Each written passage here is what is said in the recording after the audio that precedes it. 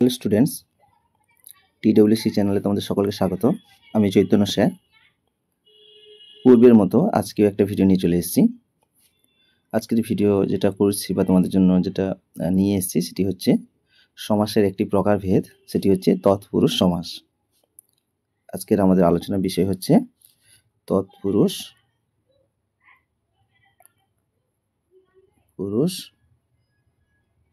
সমাস। আজকে তৎপুরুষ সমাসের আমরা জানব সংজ্ঞা, প্রকারভেদ ও উদাহরণ। তাই এইগুলো জানার আগে যারা এখনও আমার চ্যানেলটিকে সাবস্ক্রাইব করোনি তারা অতি অবশ্যই সাবস্ক্রাইব করে নিও এবং পাশে থাকা বেল আইকনটি টিপে রাখো, যাতে পরবর্তী ভিডিওগুলো সবার আগে তুমি পেতে পারো। এবং ভিডিও দেখার সময় অবশ্যই লাইক বাটনটা ক্লিক করে রাখবে। তাই চলো আর দেরি না করে আমরা ভিডিওতে প্রবেশ করি। এই তৎপুরুষ সমাস আলোচনা করার আগে আমি একবার তোমাদের স্মৃতিটাকে রোমন্থন করে নিয়েছি যে তৎপুরুষ সমাসে কোন পদ প্রাধান্য পায় সেটাকে জানতে হবে, এবং এই তৎপুরুষ সমাস কাকে বলে সেগুলো তো জানবোই আমরা, এবং তৎপুরুষ সমাসে কিসের লোপ ঘটে নাকি কিসের আগমন ঘটে এগুলো জানতে হবে। সেই কারণে আমি তোমাদের আরেকবার স্মৃতিটাকে রোমন্থন করাচ্ছি যে আমরা আগের ক্লাসে দেখেছিলাম যে অর্থভেদে সমাজকে 4 ভাগে ভাগ করা হয়েছিল। অর্থভেদে সমাজকে 4 ভাগে ভাগ করা হয়েছিল।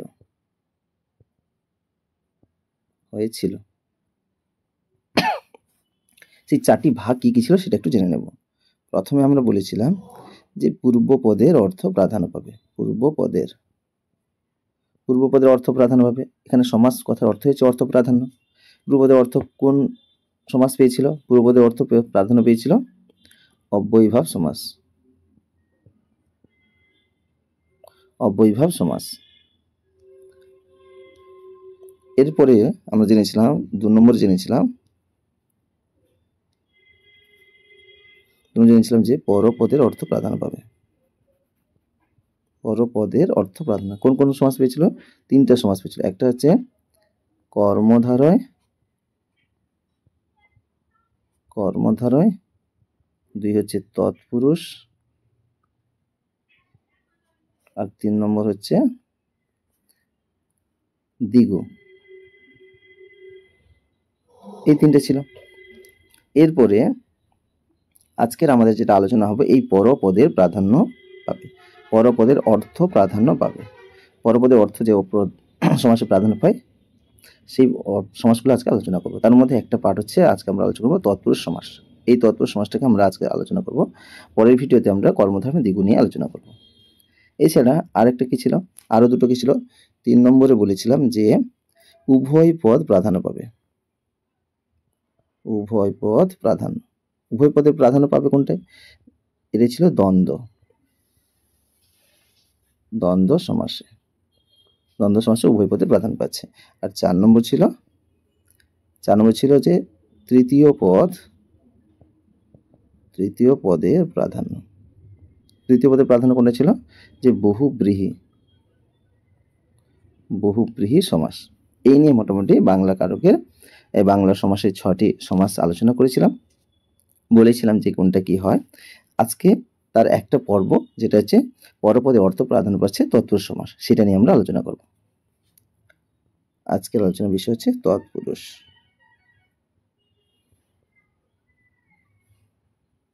প্রথমে আমরা বলে দিয়েছি তাহলে কোন পদের প্রাধান্য পাচ্ছে? প্রাধান্য পাচ্ছে কোন পদ? প্রাধান্য পাচ্ছে পরপদ। প্রাধান্য পাচ্ছে পরপদের অর্থ। এরপরে চলে আসবো এই তৎপুরুষ এর সংজ্ঞা চলে আসবো।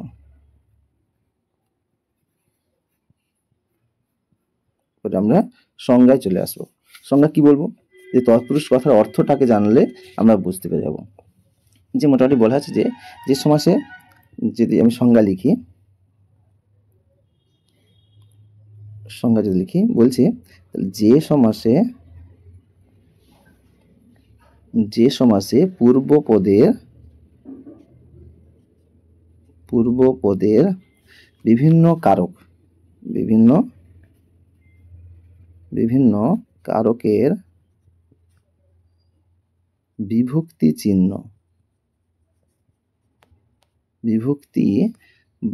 বিভক্তি বা অনুসর্গ, যেটা লিখতে পারো,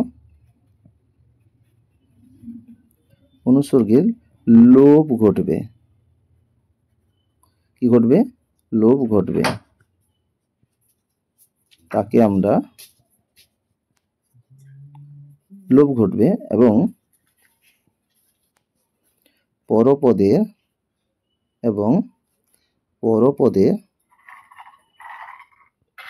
পদের অর্থ প্রাধান্য পাবে। তাকে আমরা তৎপুরুষ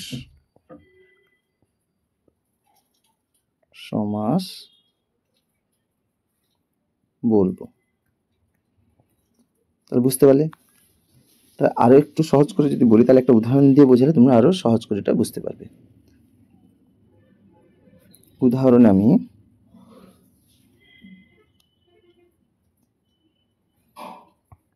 যদি দিই আমি, যে ছাগ দুগ্ধ, উদাহরণে আমি বলছি যে ছাগ দুগ্ধ। তাহলে ছাগ দুগ্ধ হচ্ছে তোমার সমাস নির্ণয় করি, কি হবে? তাহলে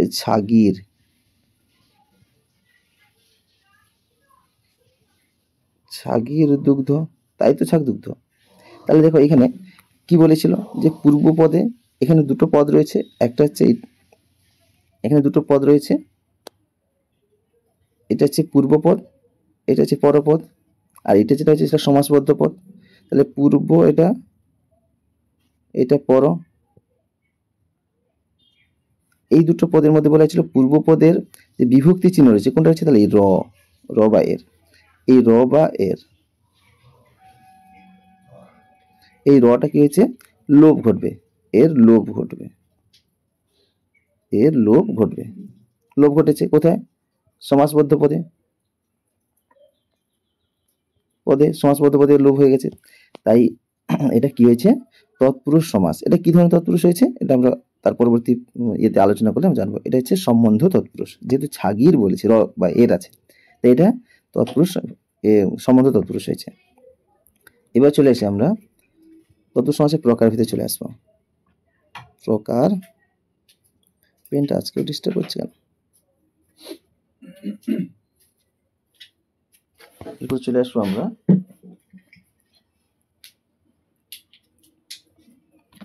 প্রকারভেদ।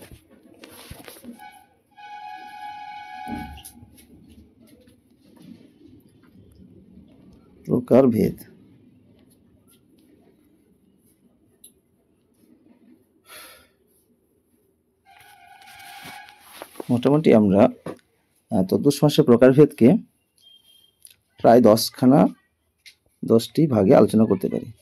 তো সেই 10টি ভাগ আগে না লিখে আমি কি করছি, এক এক করে লিখে তার ডিসকাস করে চলে যাচ্ছি। তাই প্রথমে আমরা লিখব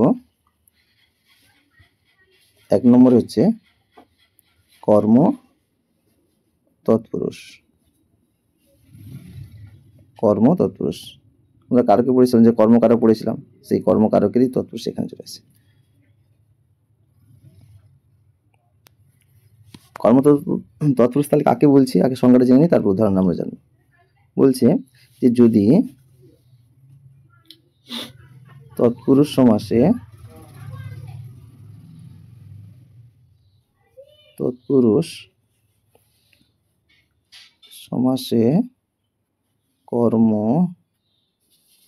সমাসের পূর্ব পদে কর্মকারকের বিভক্তি চিহ্ন কি বিভক্তি চিহ্ন কে, লোভ পায় এবং পরপদের অর্থ প্রাধান্য পায়, তখন তাকে আমরা বলবো কর্ম তৎপুরুষ সমাস। তখন আমরা তাকে কর্ম তৎপুরুষ সমাস বলবো। এবার উদাহরণের সাহায্যে আমরা একটু ভালো করে বুঝে নেব। উদাহরণ যদি দিই আমরা, যে লুচি ভাজা, লুচি ভাজা কি হবে? লুচি ভাজা মানে কি? লুচিকে ভাজা, তাই তো? এটা ব্যাস বাক্য হবে। ব্যাস বাক্য লুচি কে ভাজা। তাহলে দেখো এখানে কি হয়েছে, এখানে পূর্বপদ রয়েছে, এটা পূর্বপদ হচ্ছে লুচি, পূর্বপদ হচ্ছে লুচি, পূর্বপদ হচ্ছে লুচি, আর হচ্ছে পরপদ হচ্ছে ভাজা। এবার পূর্বপদে বিভক্তি কি রয়েছে? লুচির বিভক্তি কে। এই কে এটা কোন কারকের মধ্যে পড়ছে? কোন কারকের বিভক্তি? কর্মকারকের। তাই এটা কি লুপ্ত হয়ে গেছে, লুচি ভাজা হয়ে গেছে এখানে। লুচি ভাজা থেকে আমরা কে বিভক্তি পাচ্ছি না, তাই এটা কি হচ্ছে? কর্ম তৎপুরুষ সমাস। এবার 2 নম্বরে চলে আসবো। 2 নম্বর হচ্ছে করণ তৎপুরুষ। করণ তৎপুরুষ, করণ তৎপুরুষ সমাস। আমি এর সংজ্ঞায় যাচ্ছি না, ঠিক একই রকম ভাবে। তাহলে পূর্বপদে কি থাকবে? পূর্বপদে করণের বিভক্তি, করণের বিভক্তি অথবা কি থাকবে? অনুসর্গ, এগুলো লোপ ঘটবে এবং পরপদে অর্থ প্রাধান্য পাবে।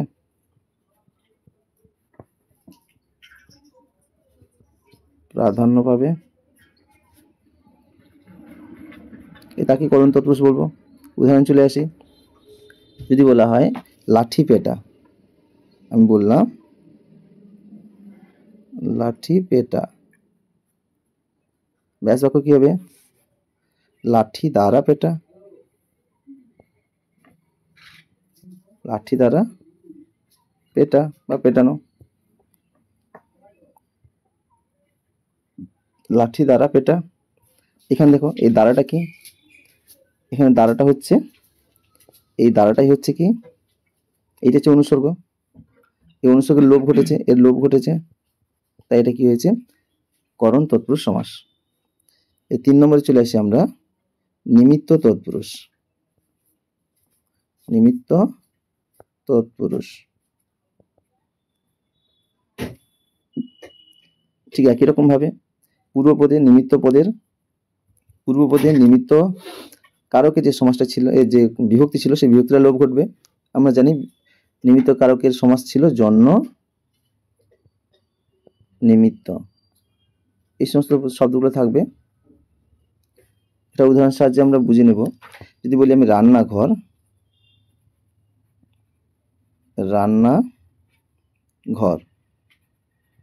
রান্নাঘরের বেশ বাক্য কি হবে? রান্নার জন্য বা নিমিত্ত ঘর, তাই রান্নাঘর। এখানে এই জন্য বা নিমিত্তের লোপ ঘটেছে, তাহলে কি হয়ে গেছে? নিমিত্ত তৎপুরুষ সমাস। 4 নম্বরে চলে আসি। 4 নম্বরে চলে আসবো আমরা, অপাদান তৎপুরুষ। অপাদান তৎপুরুষ ঠিক একই রকম ভাবে অপাদান কারকের বিভক্তি কি ছিল? হইতে, থেকে, চেয়ে। তাহলে এইগুলোই লোপ ঘটবে। যদি আমি বললাম যে গ্রাম ছাড়া, উদাহরণ একটা বললাম গ্রাম ছাড়া,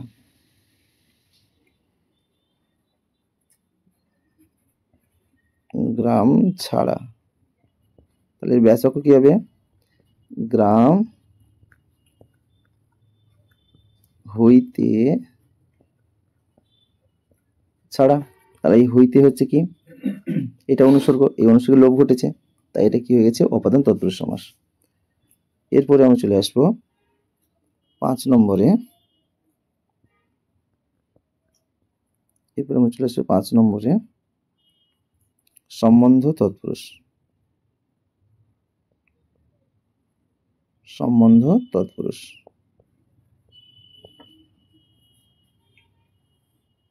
ঠিক সম্বন্ধ পদের কি বিভক্তি হয়? র বা এর, র আর এর থাকবে, এরই লোপ হবে এবং এটি কার সঙ্গে থাকবে? বিশেষ্য পদের সঙ্গে থাকবে। উদাহরণ যদি দিই আমি, যে মানব শিশু বা রাজপুত্র, রাজপুত্র, রাজপুত্র ব্যাস বাক্য হবে রাজার পুত্র। এছাড়া মানব শিশু, মানব শিশু ব্যাস বাক্য কি হবে? মানবের শিশু।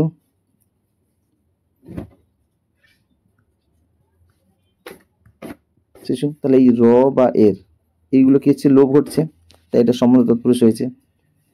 এবার 6 নম্বরে চলে আসি অধিকরণ তৎপুরুষ।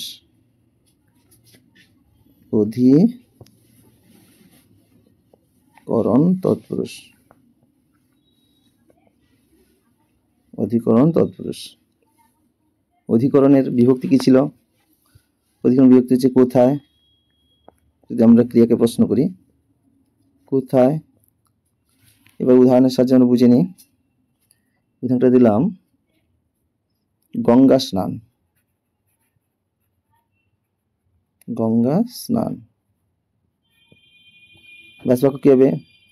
গঙ্গায় স্নান।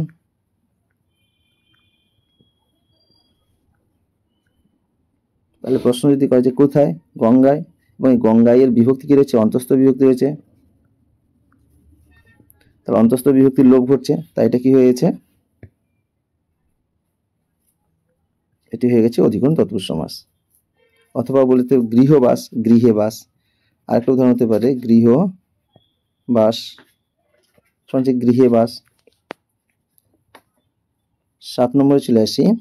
এবার 6টা কারক প্রাইস আমরা শেষ করলাম। এবার 7 নম্বরে চলে আসবো, যে না তৎপুরুষ সমাস। না তৎপুরুষ।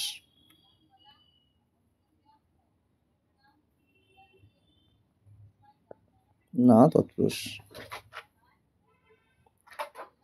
না তৎপুরুষ কি হবে?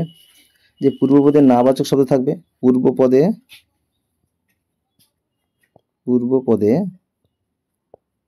না বাচক শব্দ, এবং পরপদে বিশেষ্য বা বিশেষণের মধ্যে যে তৎপুরুষ হচ্ছে। পরপদ হচ্ছে কি?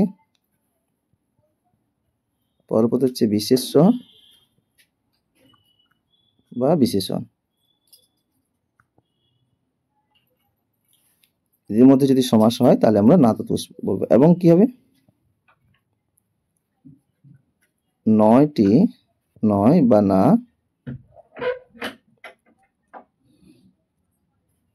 এই নাটি লোপ পাবে। লোপ পাবে তখন আমরা না তৎপুরুষ সমাস বলবো। উদাহরণ, কয়েকটা উদাহরণ দিলে আমরা আরো সহজ করে বুঝতে পারবো। যদি বলি, আমি বলছি 9 রাজি। 9 রাজি কি হচ্ছে? এটা অরাজি হয়েছে, তাই 9টা লোপ ঘটছে। তারপরে কি হচ্ছে? যদি বলি বিপদ, যদি বলি যে 9 পথ, 9 পথ সমান হচ্ছে বিপদ। যদি বলি অধীর, 9 ধীর, তাই হলো অধীর। এভাবে অনেক উদাহরণ রয়েছে। এরপরে আমরা চলে আসবো যেটা থেকে খুব বারে বারে প্রশ্ন আসে, খুব ইম্পর্টেন্ট যেটা, সেটি হচ্ছে কি? যে উপপদ। 7 নম্বর আমরা আসবো উপপদ তৎপুরুষ। উপপদ তৎপুরুষ সমাস। আগে এই উপপদ কাকে বলে সেটা জানতে হবে। উপপদ কাকে বলে সেটা জানতে হবে। উপপদ কথা আগে জানি, এটা তো উপপদ কথার অর্থ বা উপপদ কাকে বলবো? যে সকল পদ কি হবে? যে সকল পদ বা পদের, যে সকল পদের পরস্থিত ধাতু বা পরের ধাতু, পরের ধাতু, পরের ধাতুর উত্তর বা পরের ধাতুর উত্তর বিশেষ বা বিশেষ বিশেষ, যে বিশেষ বিশেষ বিশেষ বিশেষ কৃত প্রত্যয়, কৃত প্রত্যয় হয়, সেই সকল পদকে বা সেই সকল পদকে উপপদ বলছে। যেমন একটা উদাহরণ দিই, উদাহরণ যদি দিই আমি, এই পঙ্কজ শব্দটা বললাম, পঙ্কজ, উদাহরণে আমি বলছি যে পঙ্কজ, উদাহরণটা হচ্ছে এখানে লিখি বর্গীয়। পঙ্কজটাকে বিশ্লেষণ বা প্রত্যয় করলে কি হবে? পঙ্কজ শব্দের বিশ্লেষণ বা প্রত্যয় যদি করা হয় তাহলে কি হবে? পঙ্কপূর্বক, পঙ্কপূর্বক ধাতু কি হবে? জন যুক্ত ড, তাই তো পঙ্কজ হচ্ছে।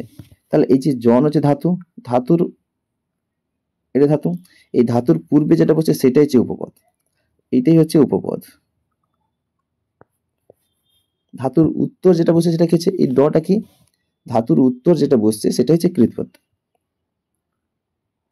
এই জনটা হচ্ছে ধাতু, এর উত্তর যেটা সেটা কৃৎপ্রত্যয়, এটা প্রত্যয়, আর এটা হচ্ছে উপপদ। সবসময় মনে রাখতে হবে যে উপপদটা সবসময় আগে বসবে, কার আগে? ধাতুর আগে বসবে, ধাতুর আগে বসলে তাকে আমরা বলছি উপপদ। এবার প্রশ্ন এটা ছিল যে উপপদ তৎপুরুষ কাকে বলবো? উপপদ তৎপুরুষ, উপপদ তৎপুরুষ সমাস, উপপদ তৎপুরুষ সমাস কাকে বলছি?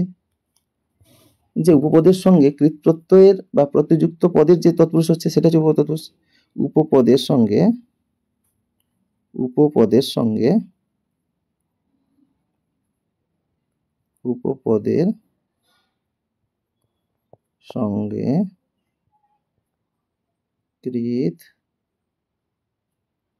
কৃৎ প্রত্যয় যুক্ত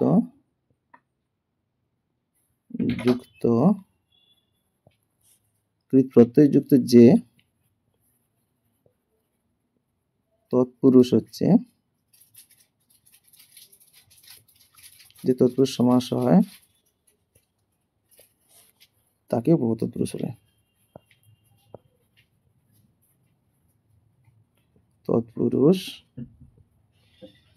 তৎপুরুষ সমাস বলে। কয়েকটা উদাহরণ দিলে সহজে আরো বোঝা যাবে। উদাহরণ কি লিখব? উদাহরণ যদি দিই আমি, যে মধুপ, উদাহরণটা আমি লিখছি এখানে, যে মধুপ, লিখলাম মধুপ, তারপর লিখলাম যে পাদপ,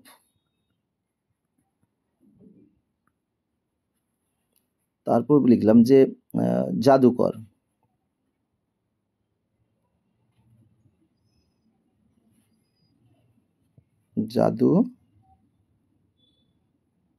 জাদুকর।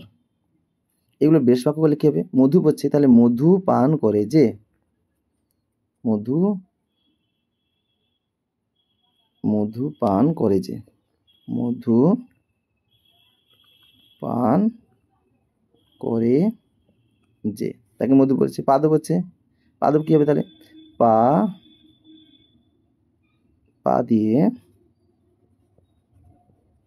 পান করে যে, তাই হচ্ছে পাদপ, পা দিয়ে পান করেছে তাই হচ্ছে পাদপ। জাদুকর কি হবে? জাদু করে যে, সে হচ্ছে জাদুকর। তাহলে দেখো এই রকম উদাহরণ দেখলে তোমরা এটা মনে করবে যে এটা হচ্ছে উপপদ তৎপুরুষ সমাস, এবং এই উপপদ তৎপুরুষ সমাস চেনার সহজ উপায় হচ্ছে শেষে যে থাকবে। ব্যাস বাক্য গঠন করলে দেখতে পাবে শেষে যে আসছে, তাই তাকে আমরা বলে দেব যে উপপদ তৎপুরুষ সমাস। এরপরে এটা কি রয়েছে? 8 নম্বরে চলে আসি আমরা।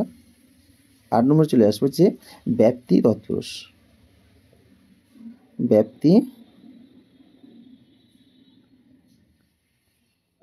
তৎপুরুষ। তাহলে যে সমাসে ব্যক্তিগত অর্থ হচ্ছে দীর্ঘ সময় ধরে, দীর্ঘ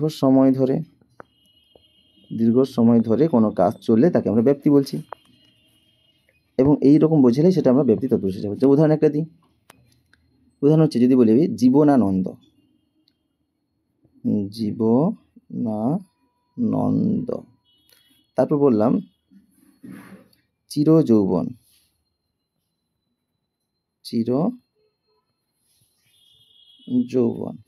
এই জীবনানন্দ কি হবে, ব্যাস বাক্য কি হবে, ব্যাস বাক্যটা হবে তাহলে জীবন ব্যাপী আনন্দ,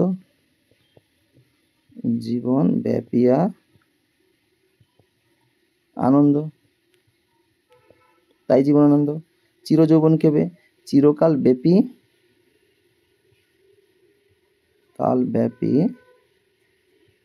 যৌবন, তাই তো চিরযৌবন। তাহলে এই ব্যাপী এই সমস্ত শব্দ দেখলে তোমরা, বা এই সমস্ত পদ দেখলে তোমরা মনে করবে যে এটা ব্যাপ্তি তৎপুরুষ সমাস হচ্ছে। এরপরে 9 নম্বরে আমরা চলে আসবো। 9 নম্বরে কি আছে, যে ক্রিয়া বিশেষণ তৎপুরুষ। 9 নম্বর হচ্ছে ক্রিয়া বিশেষণ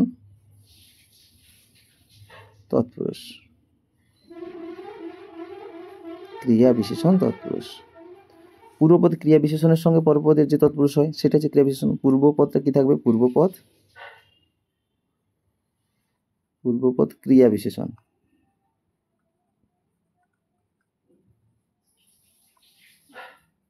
পূর্বপদটা থাকবে ক্রিয়া বিশেষণ, এবং পরপদের সঙ্গে যে তৎপুরুষ সমাস হয় তাই হচ্ছে ক্রিয়া বিশেষণ তৎপুরুষ। যেমন বলছি, আমি যদি বলি যে নিমরাজি, উদাহরণ একটা বলছি নিমরাজি, যে উদাহরণগুলো তোমাদের পরীক্ষায় বারে বারে দেয় সেই উদাহরণ ধরে আমি আলোচনা করছি। নিমরাজি, তো নিমরাজি কি সমাস হবে, যে নিম কথা অর্থ কি, অর্ধ ভাবে রাজি, তাহলে সে পুরো রাজি নয়, তাকে বলা হচ্ছে নিমরাজি। এই ভাবে আরেকটা চেনা সহজ, এই ভাবে শব্দটা থাকবে বা ভাবে পদটা থাকবে।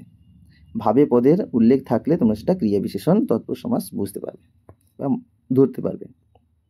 এই সমাসের ক্ষেত্রে কিছু কিছু সমাস রয়েছে যেগুলো হচ্ছে কিওয়ার্ড ধরলেই আমরা সমাস নির্ণয় করতে পারবো, তবে সম্পূর্ণ ভালো করে বুঝে সমাস নির্ণয় করলে ভুল হওয়ার চান্স থাকে না। আরেকটা উদাহরণ যদি দিই, আমি যদি বলি আমি তোমাকে আধ পাকা,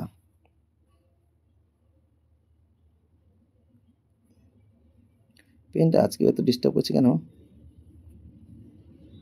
আধ পাকা, তাহলে ব্যাস বাক্য কি হবে, আধ ভাবে পাকা, পুরোটা পাকা নয়, আধা পাকা, তাহলে আধ ভাবে পাকা, তাই হচ্ছে আধ পাকা। তাহলে এরকম বোঝালে ক্রিয়া বিশেষণ হয়ে যাবে। আজকে শেষ যে আলোচনা সেটা হচ্ছে অলুক তৎপুরুষ।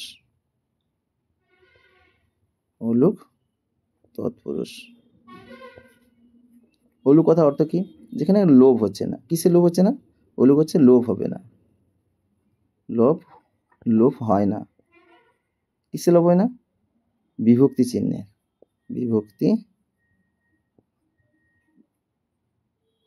চিহ্নের, পূর্বপদে যে বিভক্তি হচ্ছে সেই বিভক্তি চিহ্ন লোভ হচ্ছে না, তাকে আমরা কি বলবো, অলুক সমাস।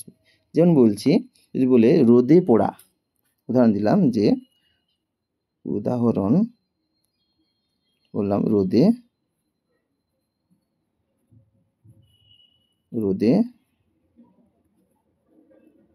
পোড়া, ব্যাস কি হবে, রোদে পোড়া, একই হবে, রোদে পোড়া একই রকম থাকছে। ব্যাস বাক্য দেখো, এখানে বিভক্তি চিহ্ন লোভ হচ্ছে না, সমস্ত পদে যেটা থাকছে ব্যাস বাক্যে ও সে একই থাকছে, তাই এটা কি হয়েছে, অলুক সমাস। অলুক তৎপুরুষ সমাস বলবো, অলুক সমাস শুধু বলবো না, অলুক তৎপুরুষ সমাস। আরেকটা উদাহরণ কি বলবো, যদি বলি তেলে ভাজা, আরেকটা উদাহরণ দিচ্ছি, তেলে ভাজা, এখানে ধরছে না, তেলে ভাজা, তাহলে কি হবে, তেলে ভাজা হচ্ছে তেল দ্বারা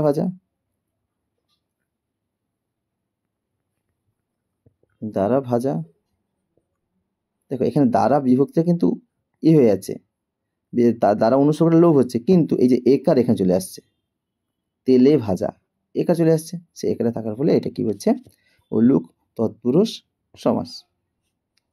আজকের মতো এইটুকুই থাকলো। আশা করি তোমরা সকলে তৎপুরুষ সমাসটাকে খুব ভালো করে বুঝতে পেরেছ?